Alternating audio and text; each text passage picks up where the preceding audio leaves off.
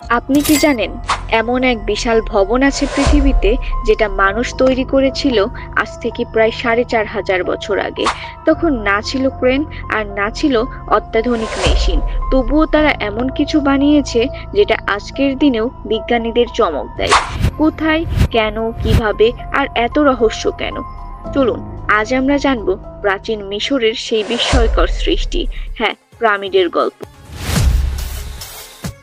মিশরের সবচেয়ে বিখ্যাত পিরামিড গিজার গ্রেট পিরামিড তৈরি হয়েছিল খ্রিস্টপূর্ব 2560 সালের দিকে রাজা খুফুর আদেশে। এটি ছিল তার কবর। এই পিরামিডটি এত বড় যে এর প্রতিটি পাশ প্রায় 230 মিটার লম্বা আর উচ্চতা ছিল 146 মিটার। ভাবুন তো, একটা পাথরের ওজন গড়ে 2 টন। এরকম প্রায় 23 লক্ষ পাথর দিয়ে তৈরি হয়েছিল এটি। কিন্তু প্রশ্ন হচ্ছে, এত ভারী পাথর তার টেনে তুললো কিভাবে? কোনো প্রযুক্তি ব্যবহার করেছিল কি? অনেকে বলে এলিয়েনরা সাহায্য করেছিল, আবার কেউ বলে প্রাচীন মিশরীয়দের গোপন কোনো প্রযুক্তি ছিল যা আমরা হারিয়ে ফেলেছি। আর পিরামিডের ভেতরের চেম্বারগুলো, সেগুলোর ডিজাইন এমনভাবে করা যেন ভূমিকম্প বা ঝড়েও কিছু না হয়। এমনকি কিছু গবেষক বলেন পিরামিডের ভেতরে থাকা চেম্বারের আকৃতি, কক্ষের ব্যবস্থা সবকিছুতেই গণিত আর জ্যামিতির এক নিখুঁত মিল। এ যেন বিজ্ঞান আর ধর্মের এক অপরূপ মিশ্রণ। প্রায় ৪৫ দশক পরেও দাঁড়িয়ে আছে সেই পিরামিড, গর্বের প্রতীক হয়ে, ইতিহাসের সাক্ষী হয়ে।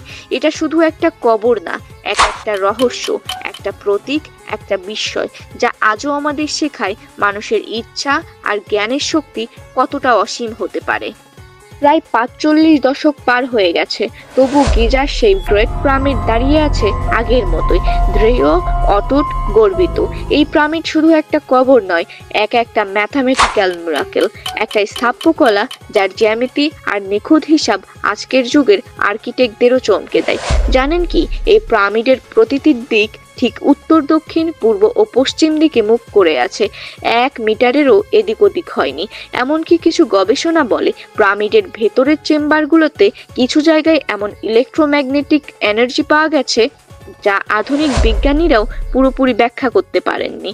আর অবাক করার মতো বিষয় হলো, পুরো পৃথিবীতে একসময় 120টা পিরামিড ছিল, এখনো টিকে আছে প্রায় 80টির মতো, আর সবকটাই কিছু না কিছু রহস্যে ঘেরা।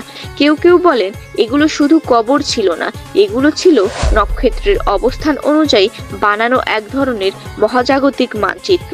তাহলে প্রশ্ন আসে, পিরামিড কি শুধুই এক মৃত রাজার কবর, নাকি এর মধ্যে লুকানো আছে এমন কোনো জ্ঞান যা আমরা এখনো পুরোপুরি বুঝতে পারিনি?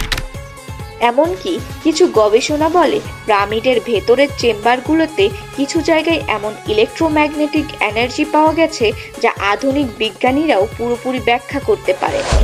আরও অবাক করার মতো বিষয় হলো, পুরো পৃথিবীতে একসময় 120টা পিরামিড ছিল, এখনো টিকে আছে প্রায় 80টির মতো, আর সবকটাই কিছু না কিছু রহস্যে ঘেরা।